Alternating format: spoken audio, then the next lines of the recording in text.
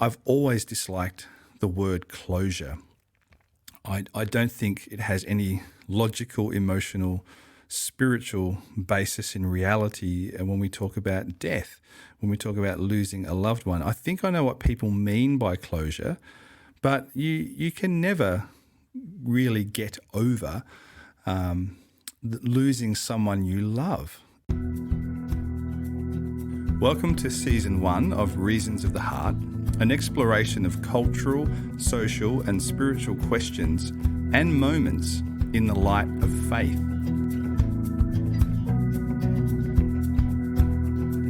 The name of the podcast comes from the 17th century mathematician, philosopher and maybe even mystic, Blaise Pascal, who famously said, "The heart has its reasons that reason knows nothing of."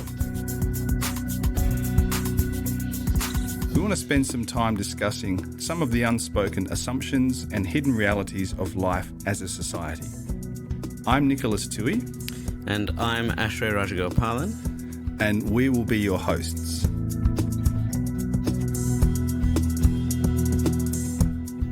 So I guess perhaps the best place to start would be if we introduce ourselves. Do you want to go first, Nick? I'm happy to go, Ashray, and I am Nicholas Tui. I live in Kew in Melbourne and spent 10 years of my life working as a chef in five-star hotels before beginning a vocation in ministry and studying theology and a number of different courses around theology and philosophy over a number of years. And I'm currently the pastor of Kew Baptist Church. How about you, Dr. Ashray? Yeah, look, as you said, Nick, I am a doctor. I graduated medical school 4 years ago, and since then I've been working at hospitals in the southeast of Melbourne. At the moment, I'm working in cardiothoracic surgery, which is heart and lung surgery, and I go to your church. Well, Asher, I thought we might start our series. This is season 1, and we're going to look broadly at the theme of death, and obviously a very exciting and encouraging and bright topic for the start of a new podcast. But why not start there? It's a big question. So I wanted to read a quote, a little story from a book by Rebecca McLaughlin called Confronting Christianity, 12 Hard Questions for the World's Largest Religion. And she describes a scene from the hit TV show House MD. And this is a quote from her book. "Gregory House berates a performance artist who has finangled her way into his care. House realizes his patient intended to create a life art piece and challenges her. 'I think you just figured out you're mortal, just a bag of cells and waste with an expiration date. You wanted to act out. You wanted people to notice. Maybe you even prayed for a different answer this time. I have a title for your piece. It doesn't mean anything." End quote. Well, Ashray, you're a doctor. Are we just a bag of cells and waste with an expiration date, i.e. we die, and does life mean anything at all? Look, I actually love this TV show House. I won't say how influential it was in my choice to study medicine and to become a doctor. I'll just leave that out there. I think, look, that's certainly a view that's out there. I think it's actually a pretty narrow view of reality. I think that the idea of that our bodies are just a bag of cells and waste with an expiration date, I mean, it's certainly true on one level, but it misses a lot of the probably more important realities of life and what we are. I think it would be like looking at a marriage and looking at it as purely two warm bodies living in close proximity, and you're actually missing quite a lot of the significance of what's happening in a marriage. Or you could look at a car as a collection of molecules and pieces of metal that move around in various sequences, and you're actually missing the fact that it allows people to be transported from one place to another. So, yeah, I actually think that, that no one actually thinks that it's only it's only atoms and molecules and there's no other significance, because when atoms and molecules become cells, and when cells become people, and then people interact with other people and they interact with things in the world, there's actually different layers of meaning and purpose there. Indeed, and I wonder if I must confess I haven't seen the show in any great length, maybe one or two episodes here, but does Dr. House really believe and consistently act with his own beliefs? What do you think about that? Does he act like a nihilist, a Darwinian who says there's nothing before we come here, there's nothing after we die, there's no purpose, there's no meaning to life? Does he really live like that, I wonder? Yeah, I don't think he does, actually. I think, and I think a lot of people who would agree with House, and I actually think that that's a pretty small minority of people who are out there who would say that there's no meaning to life. I don't think he actually lives consistently with that, because in the show, he looks for meaning in lots of different things. He looks for meaning in his work, whether he admits it or not. He looks for meaning in his friendships. He looks for meaning in his relationships. And these are things which he sometimes enjoys, or even seeking pleasure, like visiting prostitutes is looking for something that's on a different level than just he's a person with a bag of cells. He's a person who's seeking enjoyment in different things. Whether he finds them or not, then he's clearly something more than the sum of his parts.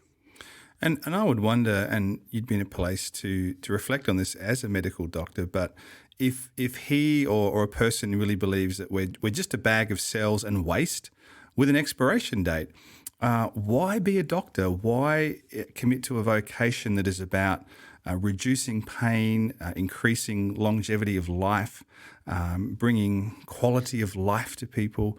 If we're just a bag of cells and waste with an expiration date, why bother doing that? Yeah, and I guess that's really critical. I was reflecting on that in the lead up to this podcast about, I guess, the whole rationale for having a medical professional is that there is some reason to keep people alive and some reason to keep people healthy through various interventions. And I guess the point is, are we just keeping bags of cells around or alive for the purpose of having another bag of cells alive? Or, that doesn't really sound like something that you would invest, huge amounts of money into a health system, huge amounts of time into training medical professionals to just keep bags of cells around. And I mean, Indeed. I don't think there's any doctors out there who'd come to work if that was what we're coming to work for. Ultimately you come to work so that so that mothers can spend more time with their sons, and so fathers can get a few more years with their daughters, and husbands can be reunited with their wives, or elderly couples can have a few more years of health and life together before they die. Yeah, and as someone who knows the story and narrative of Jesus of Nazareth, he went around healing and reducing suffering and bringing relief, and even raising the dead on a couple of occasions. That connection that you can have there as a physician from a faith perspective to that, I think, would give it much more meaning. Can I just move us, Ashray, to the expiration date part of Dr. House's statement, that we do indeed have an expiration date, and we can be in full agreement with Dr. House, MD, there. And I wonder, just share a little bit about your experience and my experience of death personally in our various vocation and personal lives. Do you want to go first? Yeah, look, I think death is actually a very interesting topic for the reason that it's actually a fairly universal experience, and I would hazard a guess that there's almost every person alive today who's had an experience of death in some level, of that somebody they know has died. Even children have grandparents who pass away, and they wonder, where's grandma gone, or what's happened to grandma. Certainly, I've had three of my parents have passed away. One of them before I was born, one of them when I was quite young, and one more just a few years ago. And certainly, I've processed that at different levels when I was younger compared to just a couple of years ago. In my work, I've seen people at different stages of their dying experience. I've seen people with chronic diseases who are in their last few weeks and days of life as their disease progresses, and our focus is on keeping them comfortable in the last few days.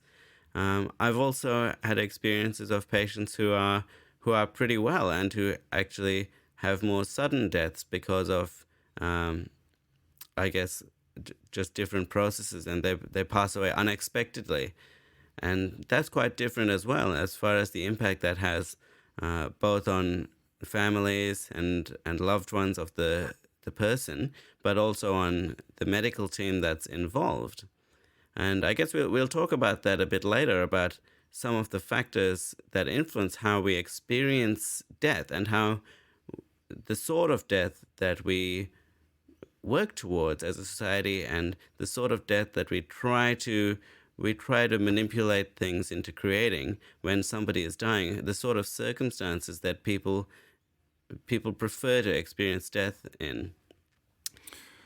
Yeah, that's a very good reflection, Ashray. And I've got a question there which I want to ask. I'll ask it and then share some of my own personal thoughts. But how do you and your colleagues and people in that area dealing with a lot of physical suffering and death and pain, how do you deal with it emotionally? So hold that question just for a moment. Yeah. But for myself, my bapo, my Greek grandfather, died when I was 17. So that was my first funeral, my first experience of a family death. And then when I was about 25, I started training in the ministry, and we went to visit a morgue. And the operator of the morgue, the person who was taking the class of ministry students, invited us to go into the area where there was a body of a man, deceased man, elderly man laying on a trolley with a sheet over them, and I had quite a strange reaction, and I'm a little bit embarrassed to say what it was, but when she pulled the sheet back, I started to laugh. I started nervously laughing, and one or two other students did as well, and I think that was my first experience of being right next to a dead body, a deceased person. And it was a reaction that I think I found quite confronting, and the nervous giggle was my way of dealing with that. Since then, I certainly have grown a lot, and as a pastor have been present at the bedside of people who are dying, and been in the room once the person has died with the family, seeking to stand with them to bring a word of comfort and assurance to families in those moments. I've spoken to people just moments or hours before they have died, and have said to them some of the last words they will have ever heard anyone say on earth.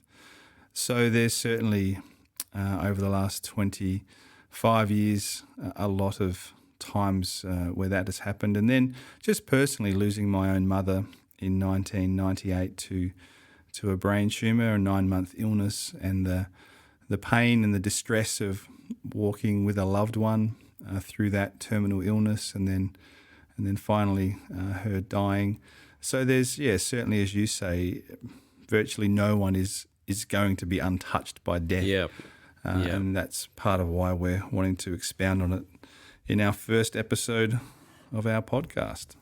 Yeah, well, perhaps I can ask you, and I'll respond to your question in a moment, but perhaps would you like to share, Nick, about how you as a pastor deal personally, emotionally with supporting so many people through through the end of their lives, and not just supporting the person who is dying, but actually conducting funerals and caring for their loved ones who are grieving.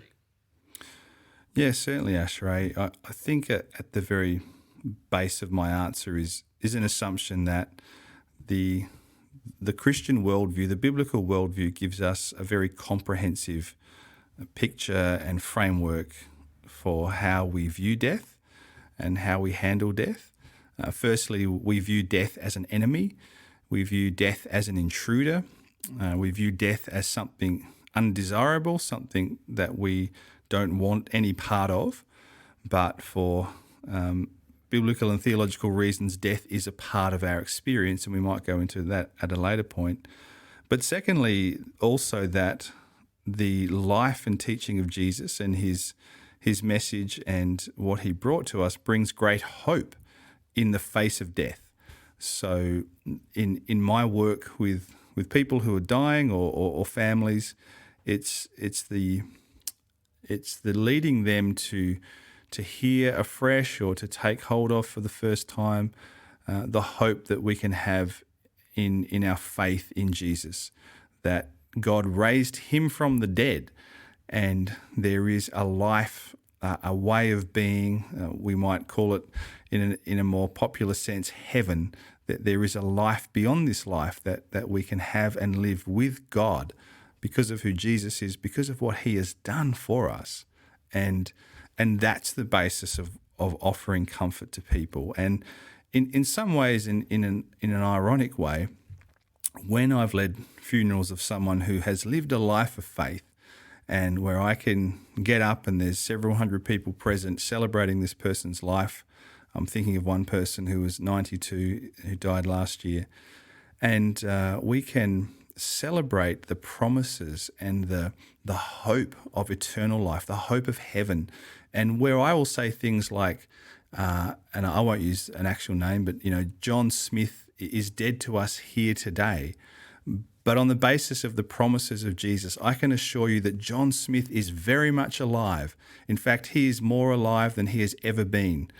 And to share those promises and to proclaim that truth brings great comfort and great hope, and also makes great sense because death does leave us with such grief, such loss, such bitter feelings at times.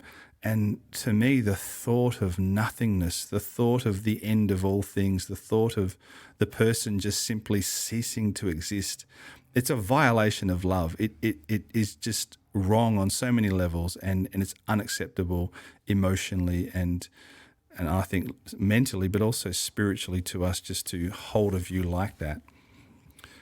So There's a few thoughts. Yeah.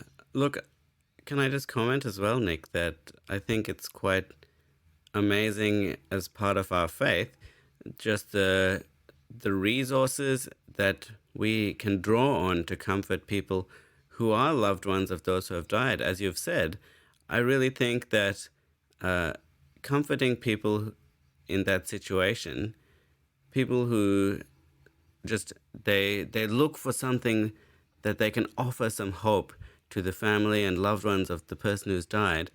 And sometimes they sort of look and there's these vague sentiments like they're in a better place.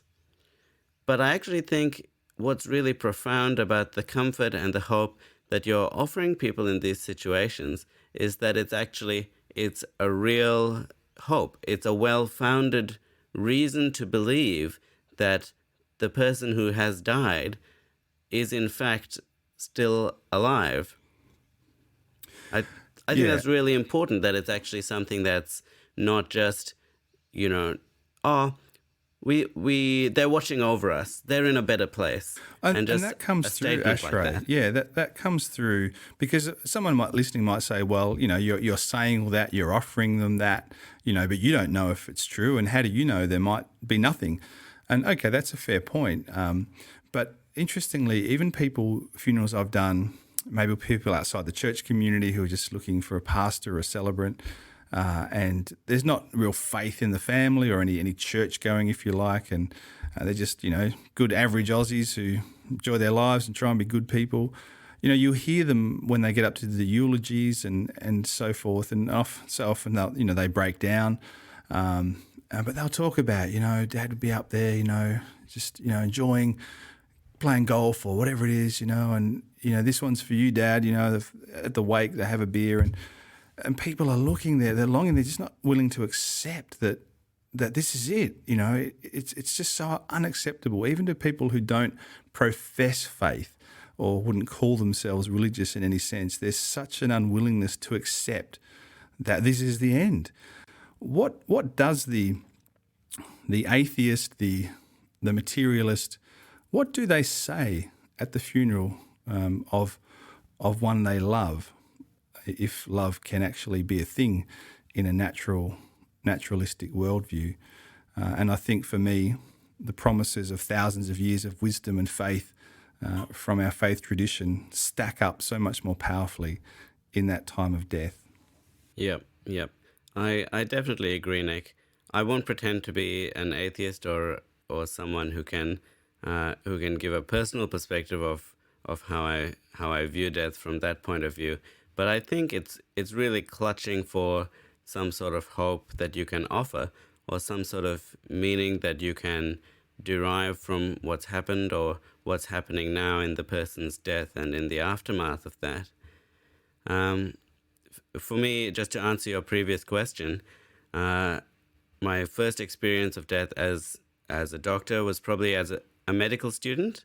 I don't know if this is well known, but we actually still learn anatomy in medical school through dissecting cadavers, which are the bodies of people who have died, who have gifted their bodies to medical education.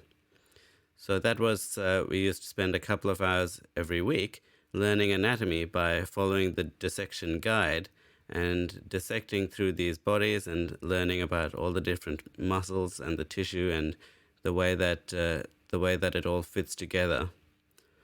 I think it was a real emphasis from our medical school that these were very precious gifts that people had donated, that this was their own body that they willed to education, and the respect that we were expected to hold them in, and which, as far as I know, it was that they were held in, that they were held with an appropriate respect for the person who had died and who had gifted their body so that we could learn and through those skills to help others.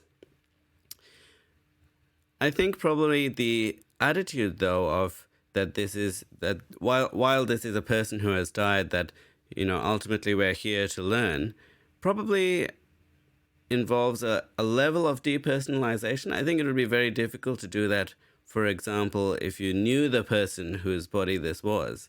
I don't think I could do that if it was my relative's body or my friend's body.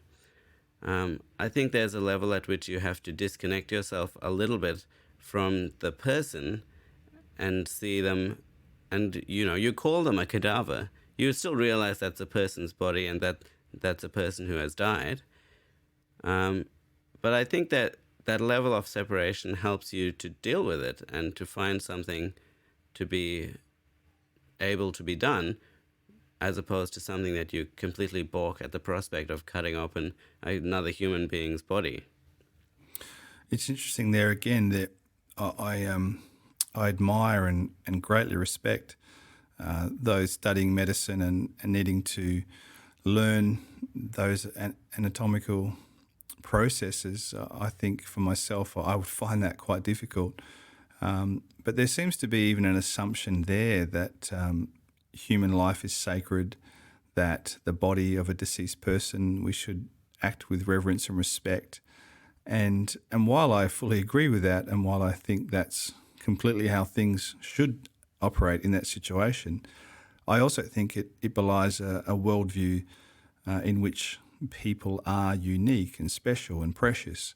And I would say, made in the image of God, and therefore their physical bodies must be respected and reverenced and handled with great care. So that's certainly something I agree with. Yeah, Ashray, absolutely. did you want to talk a little bit about some assumptions and experiences about death in society?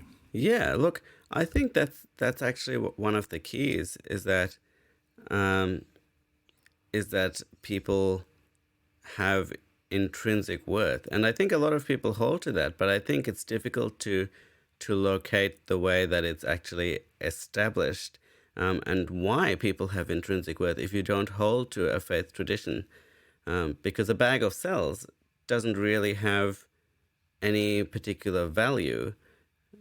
And the value of human beings, I think, is something that has to be based on something other than the physical reality of what people are. But look, I think it's actually very interesting how people view death. Benjamin Franklin once wrote in 1789 that in this world nothing can be said to be certain except death and taxes. And I think we all think about our taxes every year, but a lot of us don't really think about death very much, especially I think the people who are young. But even people who are getting on a bit, I think as a society, as individuals, we often try to avoid thinking about it because it's actually quite uncomfortable. And as part of some of my reading for this podcast as well, I've actually I've been reminded of my own mortality, and even as a young man, and I hope that the years ahead of me are many more than the years behind me. But it's quite confronting to grapple with your own mortality. At the same time, I think that living in denial about the possibility of our decline and eventual death can be very damaging. And I've had a couple of very unfortunate experiences with patients who they're given a diagnosis, and it's a it's a serious diagnosis, and it requires a fairly radical treatment, like a surgery to remove a lung cancer. And that some people, and this is pretty rare, thankfully, but some people are actually in quite a lot of denial about that. And no matter how much you tell them that this needs to be cut out, because if you don't cut it out, this cancer will spread and you will die. But sometimes people are so in denial, especially if they don't feel any pain or any shortness of breath and they feel fine, even though you tell them that you're going to die if you don't have this treated, they go home and they refuse the surgery. They refuse to have any treatment.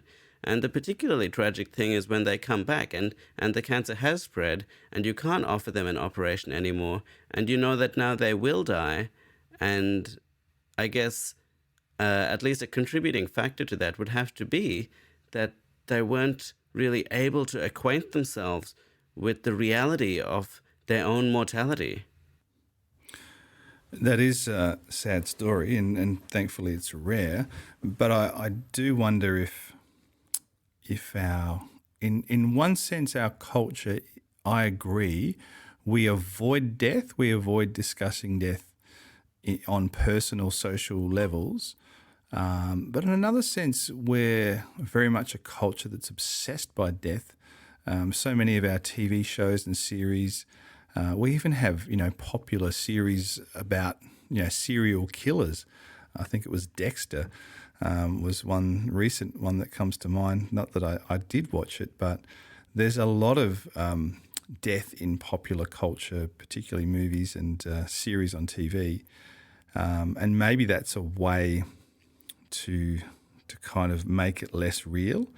And I also wonder if the growth of recreational drug taking and the more wider acceptance of that is another way that we can medicate or insulate ourselves from the cold hard reality of our mortality.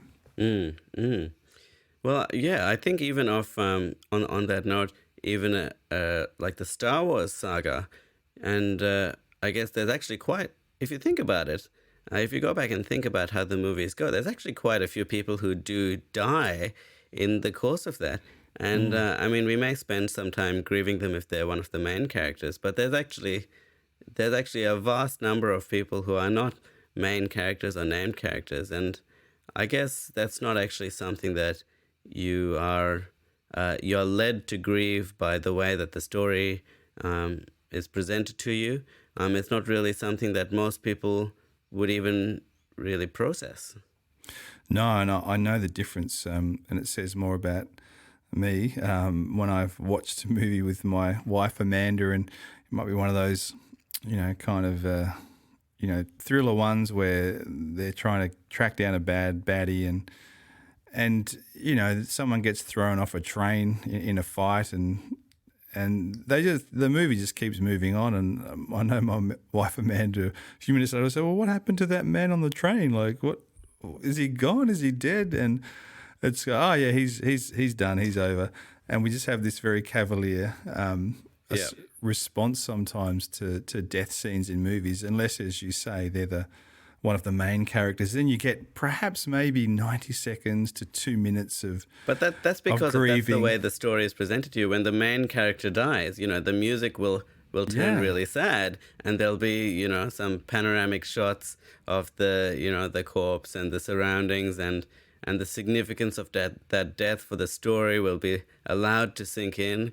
And so that becomes a real death that you're supposed to experience, whereas the other deaths are just sort of but even so, I wonder just in that whether that's part of the problem for people in real life, is that the truth of the matter is, Ashray, that anyone who experiences the death of a loved one, someone close, it's not something that is resolved in 2 minutes with some nice background music and some wide panoramic vistas. Death really lingers, and the loss is something that takes some time to work through. And just on that, this might be jumping to a new track, but I've always disliked the word closure. I don't think it has any logical, emotional, spiritual basis in reality. And when we talk about death, when we talk about losing a loved one, I think I know what people mean by closure, but you can never really get over losing someone you love. You don't have a point where you say, okay, I've closed the door now, or I have closure since I lost that loved one.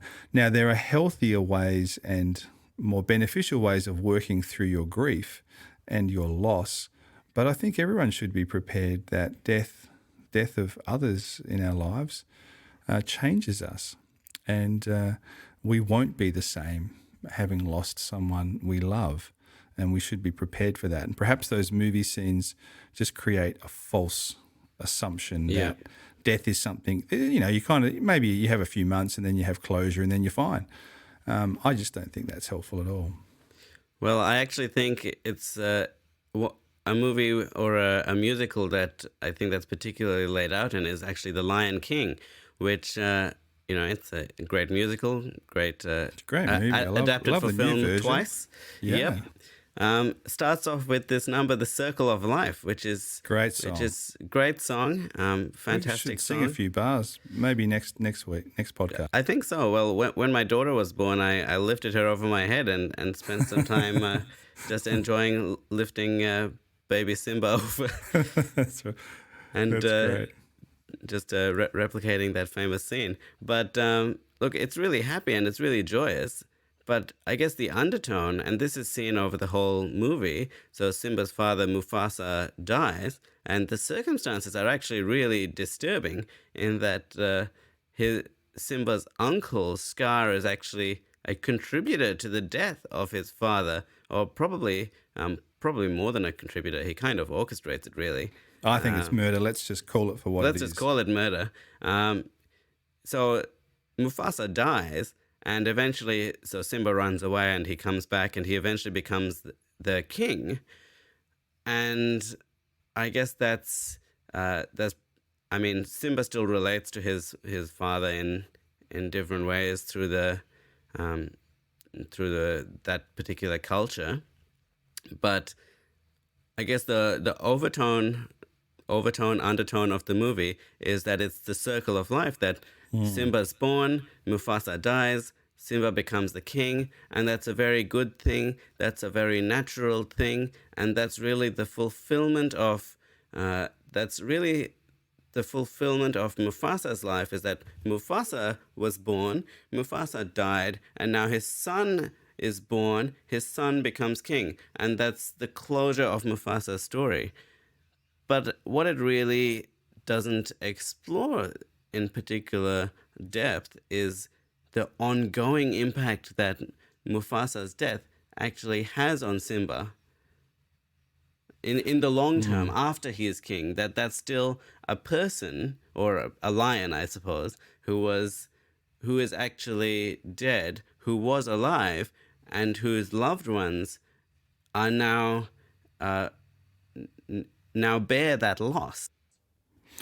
Yeah, and in the movie as well, that there is the sense of Mustafa still being present to Simba. Mufasa, actually. Mufasa, sorry. Mufasa. He's up there in the stars. He speaks at times. So there's the sense of the afterlife there as well. Yeah. And there could be more of a Buddhist view of death, maybe death as an illusion, but definitely the Judeo-Christian view of death is not something that, it's not a circle of life thing. It's not this is just natural and it's just a part of the scheme of things. No, death is the great intruder. Death is the invader. Death is the great enemy of humanity. Yeah. And death is to be resisted and fought and overcome. And ultimately, what Christian people believe is that Jesus himself has overcome death. He holds the keys of death. And he now has power over death, and that in him and because of him, we don't need to fear death. We don't need to be frightened of dying. And that's the story in very miniature of the Christian faith. So definitely it pushes back against that view of the circle of life, death just being a natural order of things. And that's very true. Definitely. And I suppose that circle of life view, I guess the thing with it is it actually sees individuals as almost dispensable. I think if you think of it in another way, so Queen Elizabeth II, Her Majesty, our current monarch, when her father died, she became the queen, and when she dies, her son will become the king, and when he dies, his son will become the king, and I suppose there's this progression in one sense, and yet it's really not in the sense that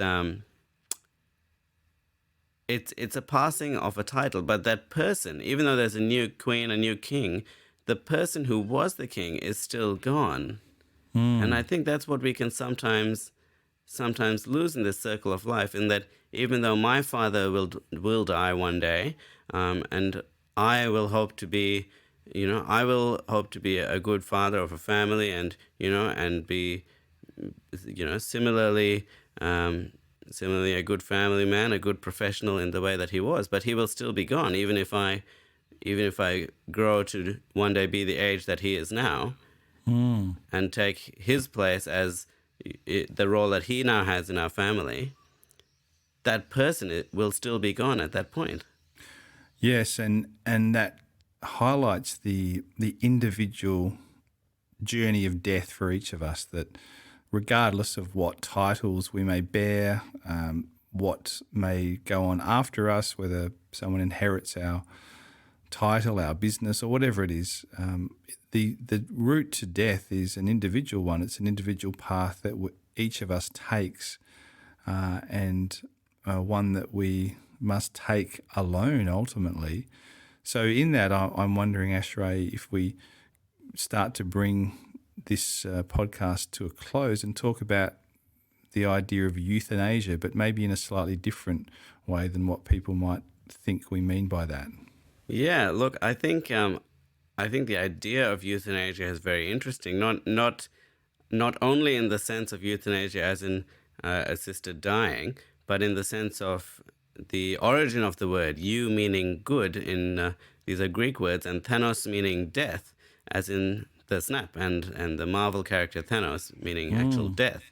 So euthanasia is actually a good death. And there's plenty that can be said about the idea that euthanasia, in the sense of assisted dying, is in search of a good death.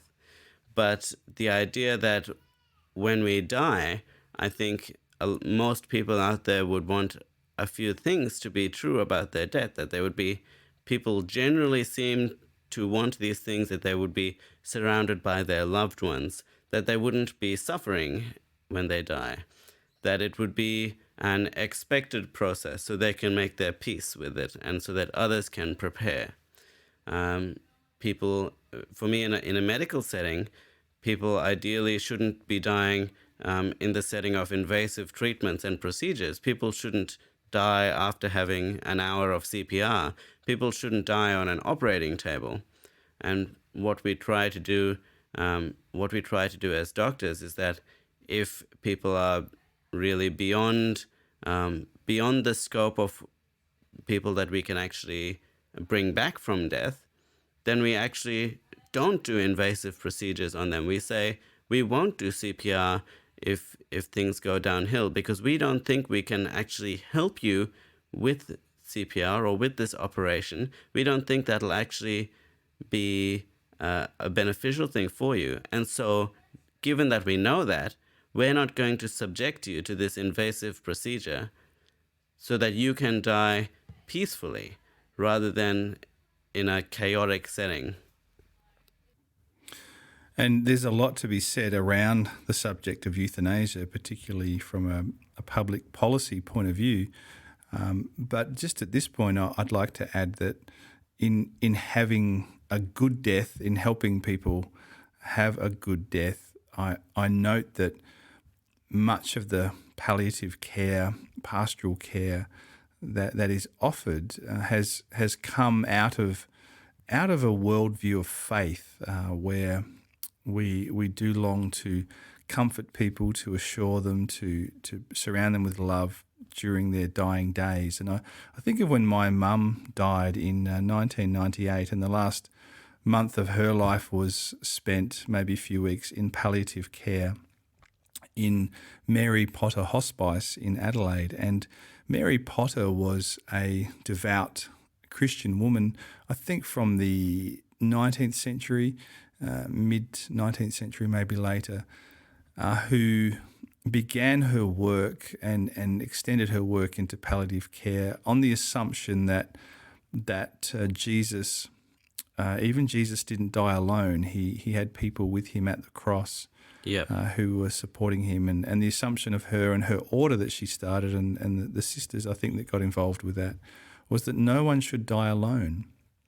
And regardless of your wealth, your education, your circle of friends and family, no one should have to die alone, and particularly poorer, more destitute people. And we saw that with Mother Teresa as well in Calcutta, how she would give dignity to the poorest of the poor, the lowest of the low in that society, and comfort them and surround them with prayer and with love and with the words of Jesus as they died.